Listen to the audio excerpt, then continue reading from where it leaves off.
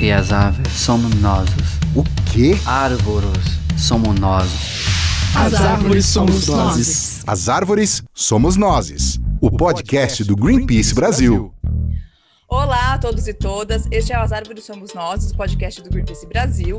Eu sou Thaís Herreiro e hoje estamos em mais um episódio especial, que além do áudio, estamos gravando em vídeo.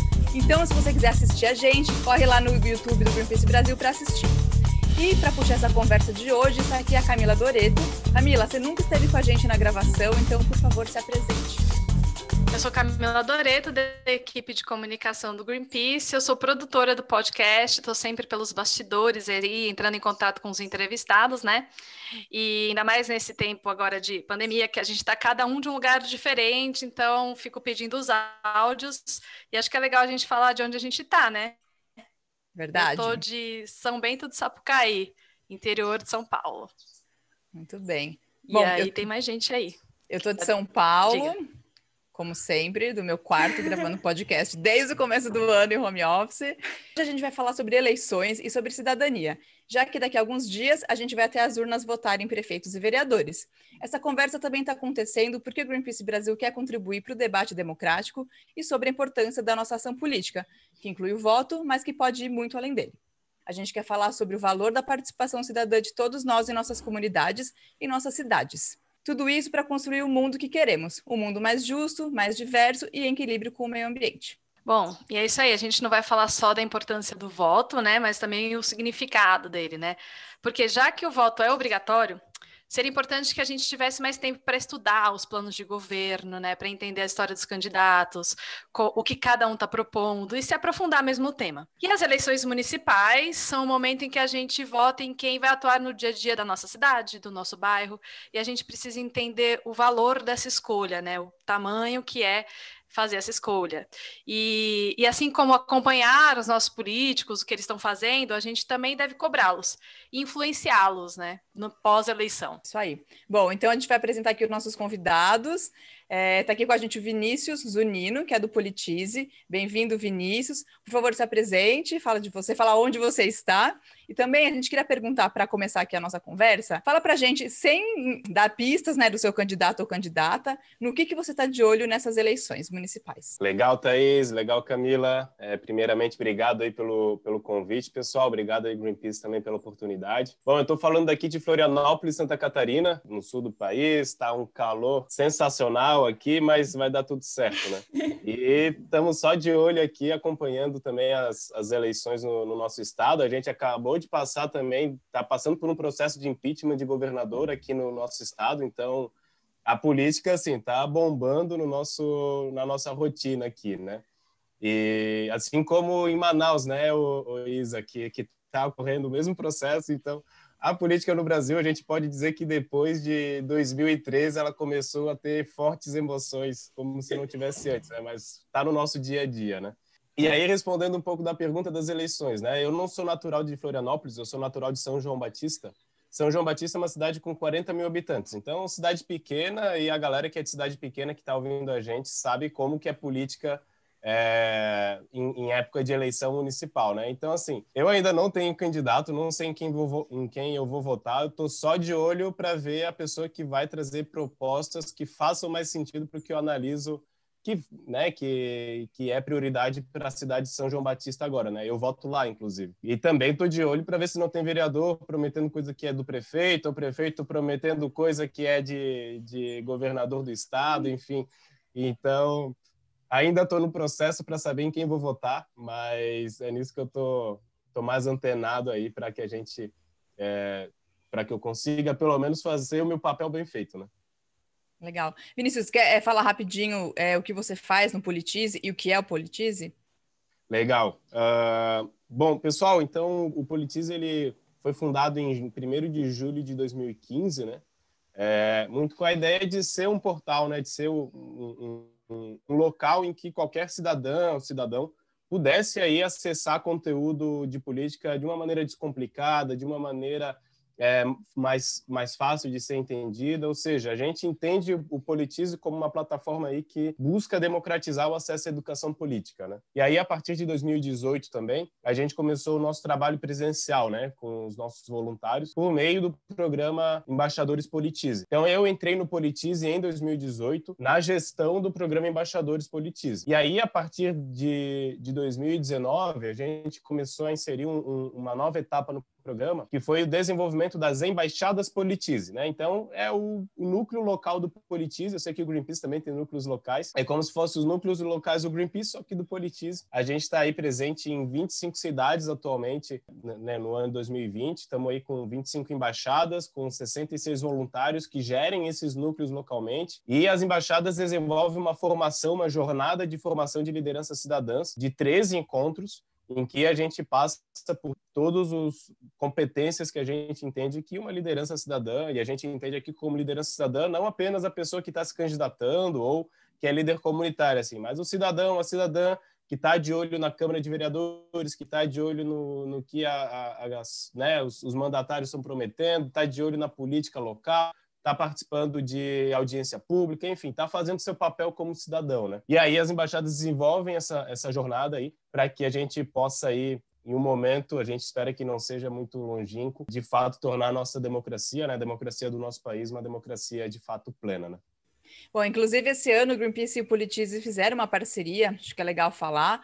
A gente está fazendo algumas oficinas de formação política com dicas, né, de como você pode atuar na sua cidade, como você pode votar de forma mais consciente. E quem tiver interesse nesse assunto, é só entrar no nosso site, essas oficinas estão disponíveis. A gente vai também deixar o link no blog onde a gente divulga o nosso podcast, então quem tiver interesse, só dá uma chegadinha lá no nosso site.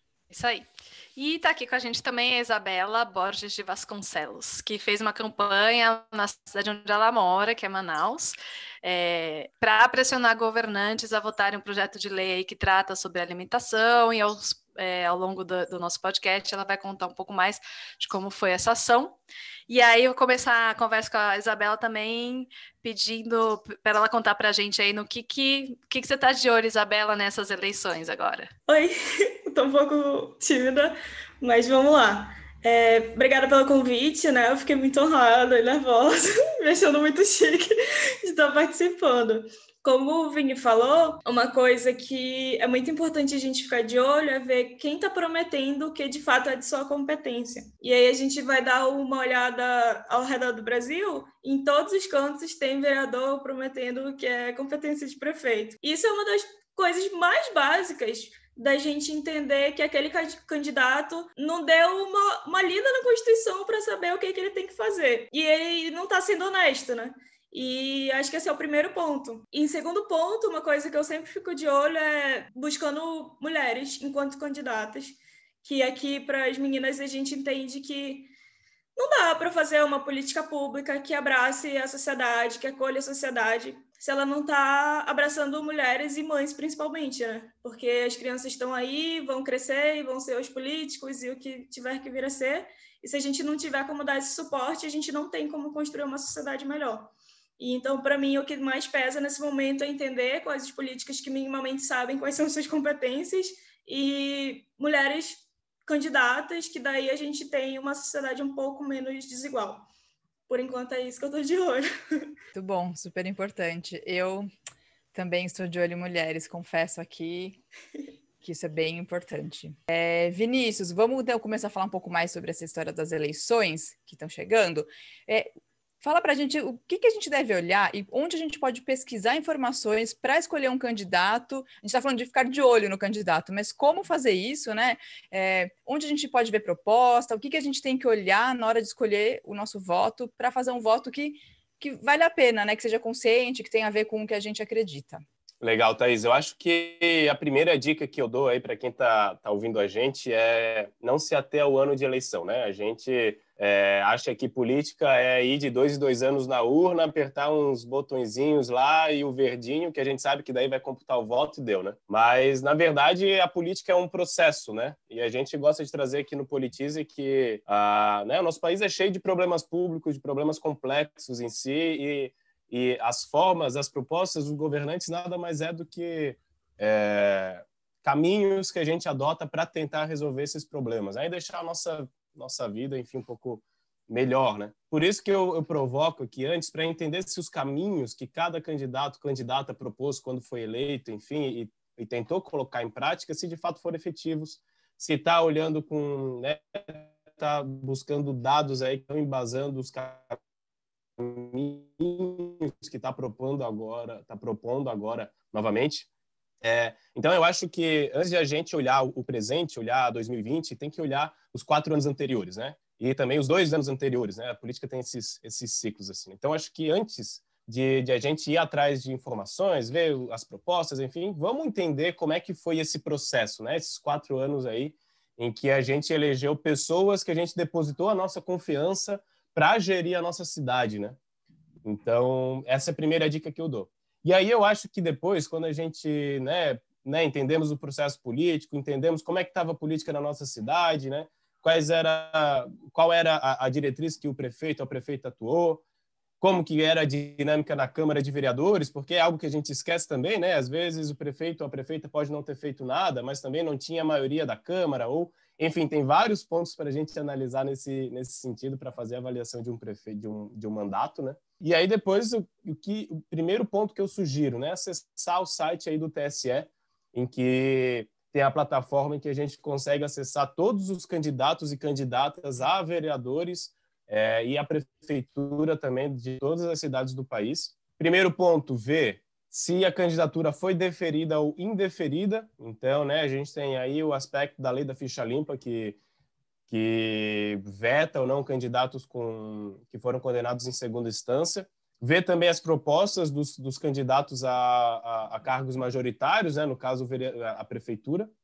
E aí vocês têm acesso à proposta de todo mundo, né, pessoal? Acho que é interessante trazer que antes de 2010, 2008, por aí, não vou saber a data certa, não era obrigatório que os candidatos e candidatas à prefeitura ou a cargos majoritários necessitassem apresentar uma proposta de governo.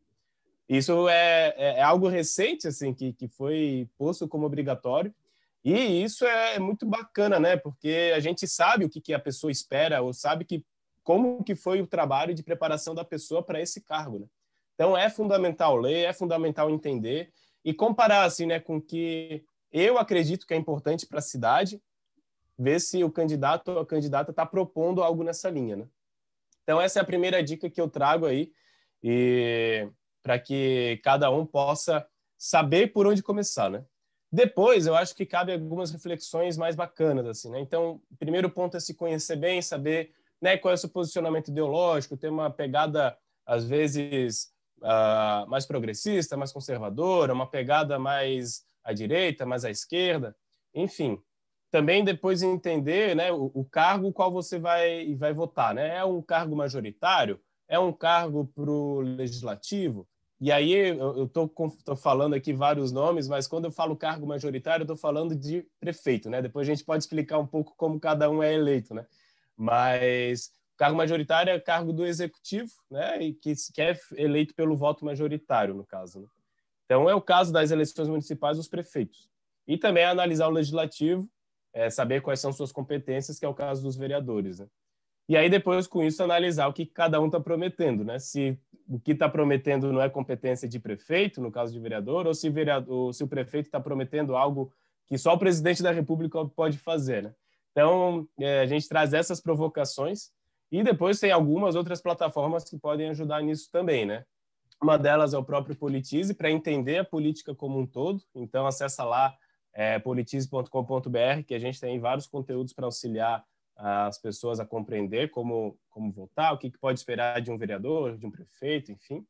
E outras ferramentas que podem ser úteis também para entender a cidade como um todo, né, que a gente trouxe aí um dos nossos conteúdos para o Greenpeace também, é a plataforma, por exemplo, do Datapedia, em que todo cidadã pode acessar lá e entender como que está a questão do desemprego na cidade, como que está a questão da saúde pública. Tem indicador até que é percentual de casas com paredes. Então, assim, vários dados que a gente pode entender bem a realidade do nosso município aí e ver se o candidato ou candidata aí está prometendo algo que vai na linha aí dos principais desafios da cidade. Muito interessante, até para a gente entender que a cidade é muito diferente do que onde a gente mora, né? Você pode morar numa casa com parede, mas tem muita gente que não tem isso. Exatamente. É isso aí. Tem muita coisa para entender, né? O que cada um faz, o que eles falam que vão fazer e não podem fazer e tal. E aí, acho que a gente convidou a Isabela também porque é uma pessoa que colocou a mão na massa, assim, para depois do voto ela tem uma ação política que faz parte do dia a dia dela. E aí, queria que você contasse um pouco, Isabela, o que te fez ir atrás disso, né? Porque quando ela começou a gente conversou um dia, né? Ela contou da campanha que ela estava fazendo e eu tinha processos ali que eu nem sabia como funcionava, então eu queria que você contasse assim de onde saiu esse primeiro passo e trazer um pouco também já dessa campanha que você fez aí, contar qual foi essa mobilização. Tá bom. Primeira coisa é que eu sou de contexto periférico e isso é bem importante na história. Lá no meu bairro, a gente tem um problema de alagar o bairro quando chove. Agora, em dezembro, é quando as chuvas lá no Amazonas começam. E ficam bem fortes, e aí o negócio fica um pouco feio. Aí, dentro desse contexto, eu comecei a estudar como é que eu poderia mobilizar o poder público para melhorar isso. E aí, um pouquinho depois, uma amiga indicou um curso que estava rolando dentro do Nossos, que é uma organização de mobilização. E eu fiz o curso e lá dentro a gente tinha liberdade de escolher uma temática. Como naquele momento eu estava ciente de um projeto de lei, que é justamente o projeto de lei que a gente trabalhou em cima, e que era uma coisa que estava em alta, porque o presidente tinha acabado de sancionar uma lei muito similar, eu escolhi trabalhar a questão dos alimentos, inclusive pela pandemia, que a gente sabe que a fome no nosso país é uma realidade e a subnutrição é uma realidade que nunca deixou de existir para a gente. E aí a gente está vivendo uma realidade em que mais famílias estão vivendo de biscoito e arroz, e aí não tem os grupos alimentares básicos ali para suprir as necessidades. E aí, para mim, era mais importante naquele momento trabalhar isso, porque eu tenho até dezembro para criar outra mobilização em relação à dragagem, no caso. E aí, dentro do curso, a gente aprendeu como criar uma narrativa, que é justamente a história que você conta para mobilizar as pessoas, para sensibilizar. E aí, a partir disso, foi um intenso trabalho de parar e ler regimento interno e a Constituição Estadual, e que assim, é muito difícil você ter um panorama geral de como as coisas devem ser feitas. Porque, por exemplo, todo estado e todo município tem um regimento, as casas legislativas têm seu regimento próprio, e aí lá dentro que vai dizer como é que as coisas acontecem ali dentro daquela casa. Então, isso muda de estado para estado, de município para município. Em regra geral, é bem parecido, mas não necessariamente. E aí, assim, tem uma parte do regimento que fala, por exemplo... Agora, no ponto que a gente está, é que são os 10 passos da Assembleia Legislativa aqui do Amazonas, e aí a gente está agora no passo de ser sancionado pelo governador. Só que o tempo que o governador para fazer isso, e a forma que ele tem para fazer isso, é dito na Constituição do Estado. Então, as informações estão distribuídas, e aí você tem que ter um conhecimento de saber que o Estado tem uma Constituição, que o município tem o seu regimento ali, e que as casas têm o seu regimento. Então, você pega um monte de coisa com palavras difíceis. E aí, como é que a gente faz? Como é que eu faço para minha vizinha que não tem ensino médio saber o que ela pode fazer para melhorar o problema de alagamento que ela tem na rua dela? É muito difícil. Então, essas iniciativas que a gente tem, tanto o que eu estou fazendo, quanto o trabalho que o Vini faz, são essenciais para que a gente torne tudo isso acessível, porque senão as coisas continuam do jeito que estão. E aí, o processo, no geral, o projeto de lei é proposto, e aí ele depois precisa passar pelas comissões. Então, por exemplo, esse projeto de lei, ele tratava do reaproveitamento de alimentos que são ainda interessantes para o consumo, mas já não são para o comércio. Então, aquele tomate que não está tão vermelho, que a gente deixa, ele vai para o lixo e poderia estar na mesa de alguém, nutrindo uma família. E aí, para esse projeto de lei, é interessante que passe pela Comissão do Consumidor, pela Comissão de Economia, pela Comissão de Saúde. Então, por exemplo, se você tem um projeto de lei que trata de educação, ele vai passar pela comissão do ECA, comissão da educação, e aí cada projeto de lei passa por comissões diferentes. E aí as comissões são compostas por deputados ou vereadores que se interessem pelo tema. Pelo menos aqui funciona assim, os requisitos, de novo, são ditos no regimento interno, isso pode variar, pode ter participação da sociedade civil, isso depende bastante. E aí, depois que ele passa das comissões, ele vai para a votação. E aí o pulo era que, no momento que a gente pegou, o projeto estava parado desde 2019, ele estava nas mãos das comissões, mas só uma tinha dado parecer favorável. As outras estavam lá com o projeto, mas ninguém estava fazendo seu trabalho. E aí eu entrei em contato com a assessoria do deputado que tinha lançado o projeto, e a gente conseguiu fazer com que ele fosse não só olhado por todas as comissões, mas também aprovado. Depois disso, foi para votação. Aí eu estava lá toda animada numa quarta-feira, agora vai, agora vai, agora vai. O que os bonitos fizeram? Nada, não foram fazer o seu trabalho. E aí a votação não aconteceu por falta de quórum parlamentar. Os bonitos não foram votar. É isso que aconteceu. E mais uma vez, pressiona para que eles... Olha o nível do negócio. Você tem que pressionar o político para ele fazer o trabalho dele. Conseguimos, foi aprovado. Aí agora ele precisa ser sancionado pelo governador. E aí você tem ali um prazo de 24 horas para o presidente da Assembleia enviar para o governador, e aí o governador tem 15 dias. E tá nesse pé agora, a gente está esperando o resultado.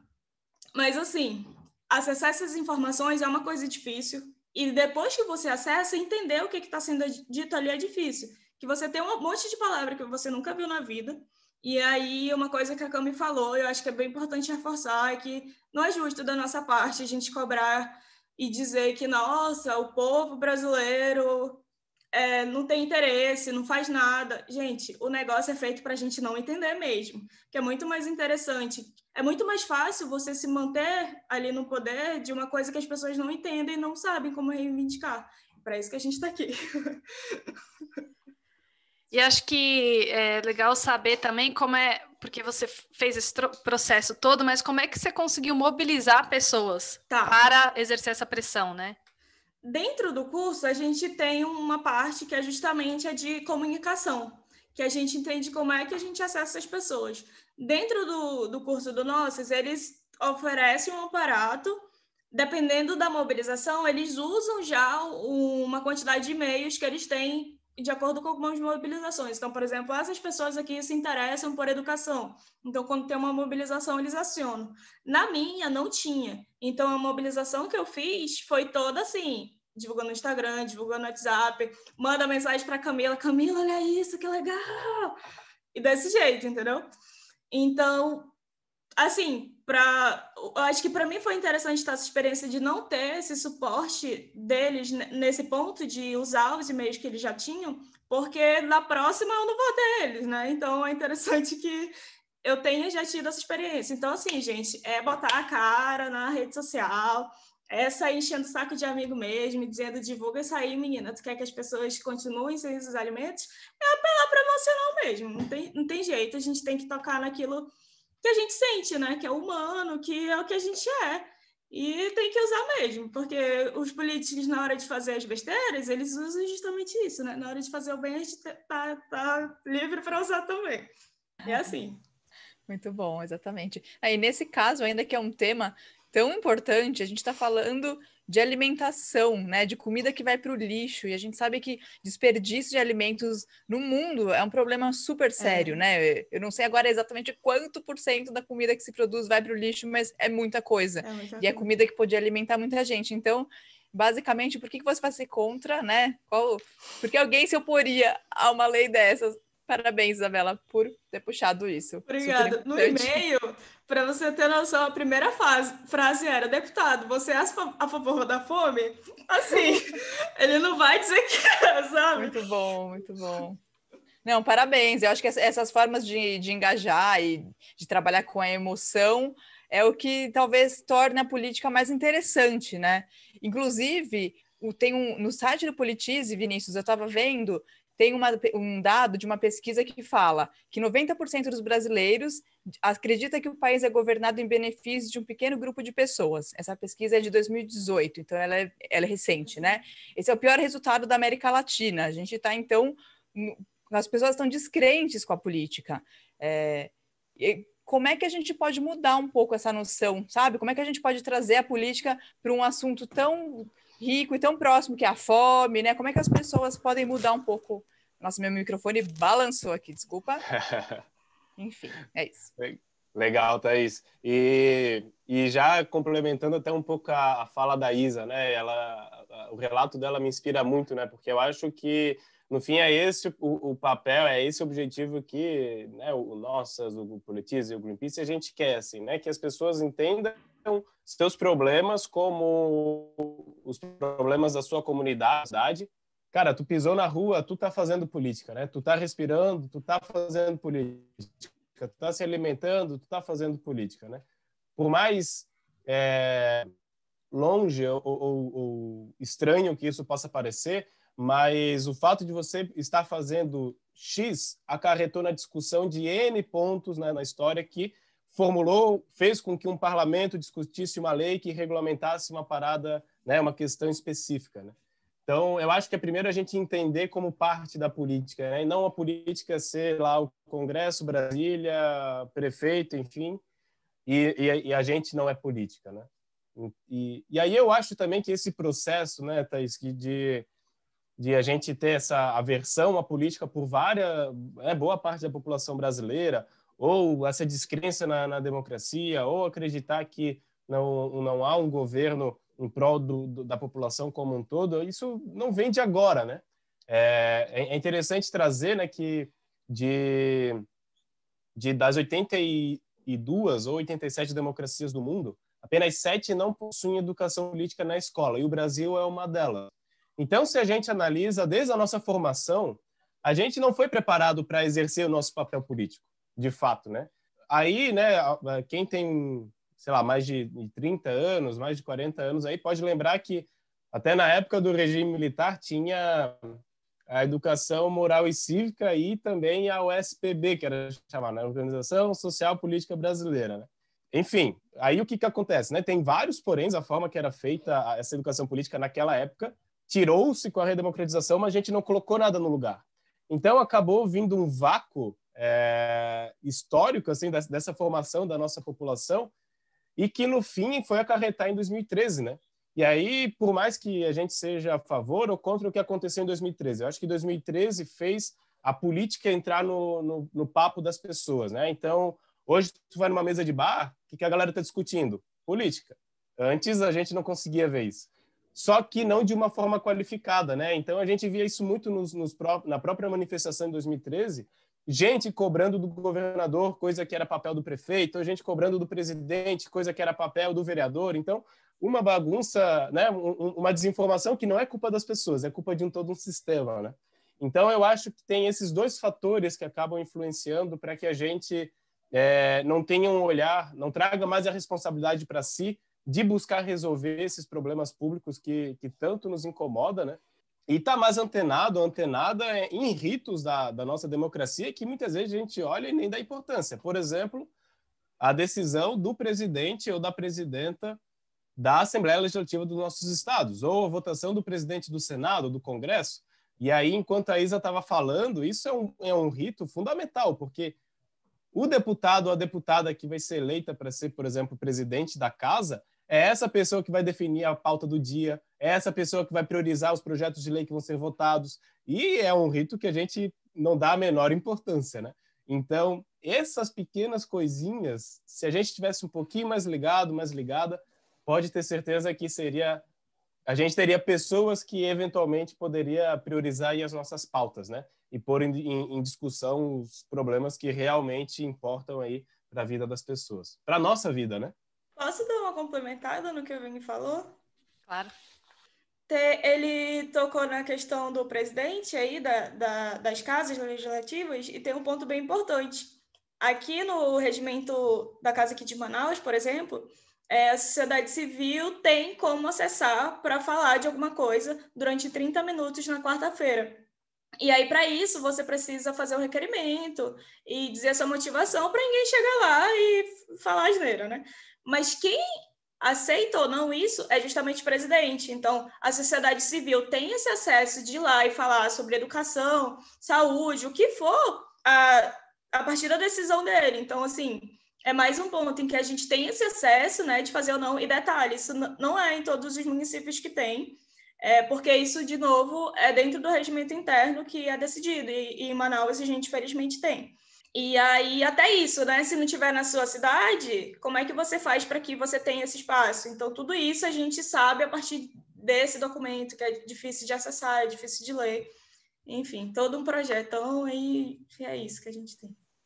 E provavelmente muitas pessoas nem sabem, né, que existe essa possibilidade, provavelmente, e mesmo que você saiba, às vezes as pessoas têm um pouco de resistência, né, de ir para a Assembleia, de ir para a Câmara. Eu acho que tem também um pouco disso que o Vinícius estava falando, da cultura política, da gente se achar parte da política, né? E uma coisa que eu penso muito é como a gente pode fazer políticas mínimas, mesmo que a gente não esteja na presidência da República. Se você tem um bairro que você quer fazer alguma coisa, sei lá, puxar os moradores para fazer um plantio de uma horta comunitária, arrumar o parquinho que tem na praça.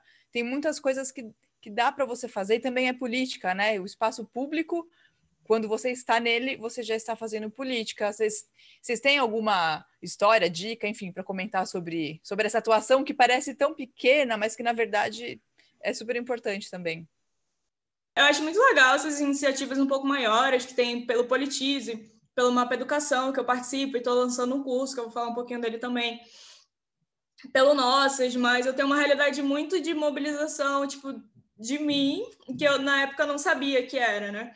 Mas hoje eu já sei que qualquer coisa, que assim, tudo que a gente está fazendo é política, então qualquer coisa que você faça para mobilizar a melhoria de alguma coisa no ambiente que você vive, é uma mobilização política. Então, tipo, a gente está fazendo umas coisas com o nome mó chique e não está dando o nome direito, tá?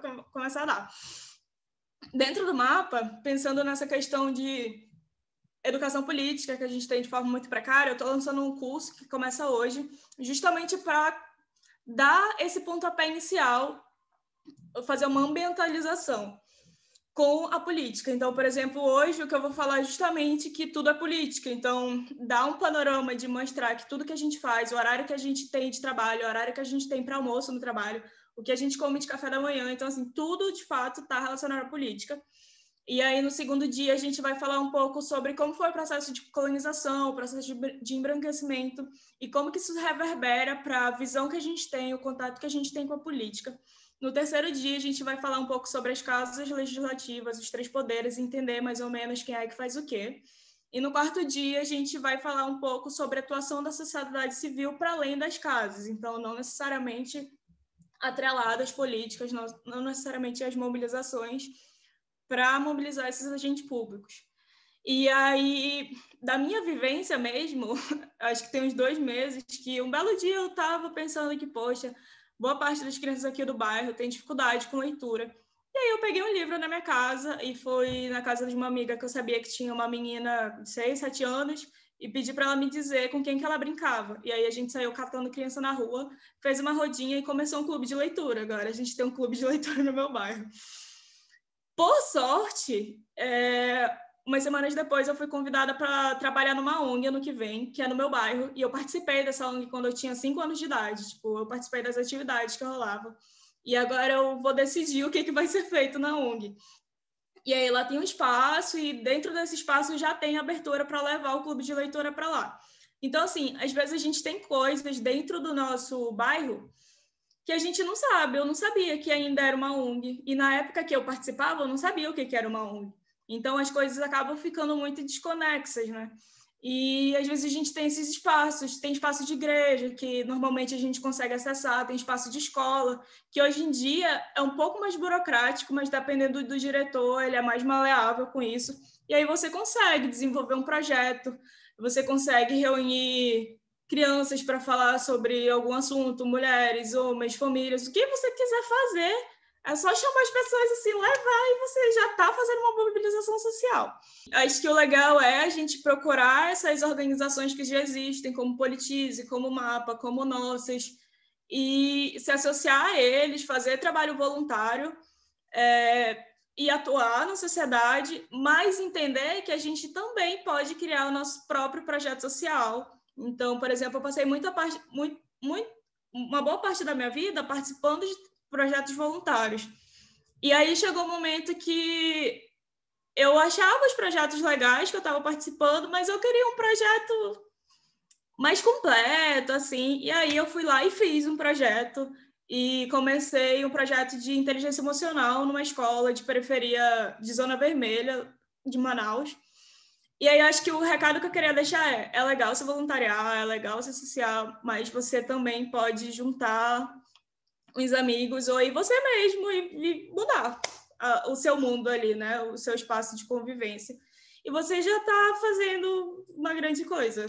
A vida já valeu. Acho que teve bastante reflexão importante, acho que vocês trouxeram questões que acho que são muito relevantes, que é isso, principalmente a gente tem... Algumas pessoas conseguem sair, assim, né, desse formato que é imposto, né, porque a gente tem tudo está aí para a gente não entender, né, como funciona, como intervir, né, como transformar, porque as palavras são difíceis, os caminhos são complexos, né, e a gente tem uma educação em que a maioria, né, a gente fica olhando para a nuca do outro, a gente nunca está ali para debater, né, a gente cumpre um horário de trabalho também que dificulta muito da gente conseguir intervir na realidade mesmo, né? No bairro, que é onde começa o pequenininho, né? Mas é muito legal que vocês trouxeram muitas dicas, muitos caminhos, e acho que existem caminhos, né? Vamos acreditar aí que estão conseguindo transformar, né? Pouco a pouco, assim, né? E aí a gente vai chegando aí para o final, não sei se vocês querem dar um tchau final, um recado final aí para a gente encerrando essa conversa aí tão rica, né? Tão cheia de informação importante. Isabela, Vinícius. Eu queria agradecer a oportunidade de participar. Eu fiquei muito honrada e me achando super. E acho que é isso, só agradecer mesmo, porque acaba que o que a gente está falando aqui já vai reverberar, já vai tacar, e para mim isso já é muito gratificante. Estou muito feliz. Que bom, nós que agradecemos a sua presença. Legal. Galera, eu queria agradecer também e enfim, né, e deixar a porta aberta aí para toda a ampla rede Greenpeace, né, também conhecer mais o Politize. E, afinal, acho que são trabalhos bem complementares, assim, né? A gente traz para a educação política o Greenpeace com essa vontade aí de transformar o meio ambiente, né? E a gente, no final, soma forças e consegue fazer essa mudança que, por mais difícil que possa parecer, ela é possível, né? Tem um dado muito legal foi um estudo desenvolvido pela Universidade de Oxford que diz que para a gente transformar um sistema, um todo, a gente precisa pelo menos transformar 25% dele. Então, né, se a gente vai indo de 25% em 25%, no final a gente consegue mudar a nossa rua, o nosso bairro, a nossa cidade, o nosso país. Né? Então, eu acho que é essa dica que eu dou também e convidar aí a galera a acessar o Politize para aprender mais pelas eleições, para conseguir fazer de maneira qualificada aí esse ato tão importante que é votação, mas que não é apenas essa. Né? Tem mais 4 anos aí, 2 anos aí pela frente, tem eleição em 2022, e se me permitir, eu não sei como é que está o tempo também, mas uma outra ferramenta muito legal para a gente já ir se preparando em 2022, né? Porque a gente precisa, que é o aplicativo Poder do Voto. Então, você pode baixar esse aplicativo. Nesse aplicativo, você vê tudo que está tramitando no Congresso, todos os projetos de lei, você vota a favor e contra, e o aplicativo faz o match com os deputados, deputadas e senadores que votaram mais parecido contigo. Então, para a gente já ir votar 2020 com um olharzinho em 2022 também, essa é uma última dica aí que eu dou para quem quiser já transformar o seu ato de votar, o seu ato de entender a política desde já. Então é isso aí, obrigado, galera. Nessa linha de dicas, tem o site, né, da Câmara do seu município e da Assembleia Legislativa, que lá eles ficam colocando as notícias, as assessorias dos deputados ficam lançando as notícias do que eles estão fazendo, que é bem interessante. Tem uns que estão fazendo projeto de lei pela educação, estão indo conhecer, tem outros que estão fazendo projeto de lei para dia da imagem de não sei quem, ou construir uma estátua, então assim, ou para uma música ser patrimônio, tipo, umas coisas assim, entendeu? Distantes. E aí a gente, acompanhando, a gente entende quem é mais ou menos interessante para a gente. Além disso, tem o site do meu município, que lá você tem um compilado de informações do seu município para entender como está o panorama, e aí com esse link de entender quem está fazendo o quê, entender por que eles não estão olhando para esses pontos tão importantes que estão rolando aqui no município, claro, se for competência deles, né? Aí tem ramificações, né? Tipo, dentro da educação a gente tem o site do IDEB, que a gente consegue ter um panorama bem destrinchado da educação. E aí é assim, a gente vai descobrindo os caminhos e nem eu nem o Vini sabemos todos, mas conseguiu compartilhar um pouco do que a gente já sabe. Tá certo, tem muita dica boa aí, né? E é isso, então, gente. Muito obrigada por vocês terem participado, Vinícius, Isabela. Obrigada pela parceria, Thaís. O episódio dessa semana, então, do nosso podcast vai ficando por aqui. E aí, depois de toda essa conversa rica, a gente espera que você aí que está ouvindo a gente ou que está assistindo, né, pelo YouTube, tenha se inspirado a fazer um voto consciente, a mergulhar aí um pouco mais nesse mundo e, quem sabe, começar a atuar na sua cidade, no seu bairro, no seu condomínio, né? Tomara. Espero que chegue para bastante gente essa conversa. Sim, a gente torce para que todo mundo faça política de forma prazerosa e potente. Bom, então também vou agradecer a todo mundo que ouviu a gente até aqui, a Camila, o Vinícius, a Isabela. Obrigada pela conversa. Como sempre, os links para tudo que a gente falou aqui, essas dicas, a gente vai colocar no nosso site, no blog, onde a gente divulga o podcast. Então, quem tiver interesse, é só entrar no greenpeace.org.br/podcast. E quem quiser mandar também um comentário para a gente ler aqui no próximo episódio, pode enviar para o social.br@greenpeace.org ou deixar um comentário no blog, no YouTube, nas nossas redes, que a gente adora saber o que vocês acharam dos episódios. E é isso, pessoal. Até a próxima. Tchau!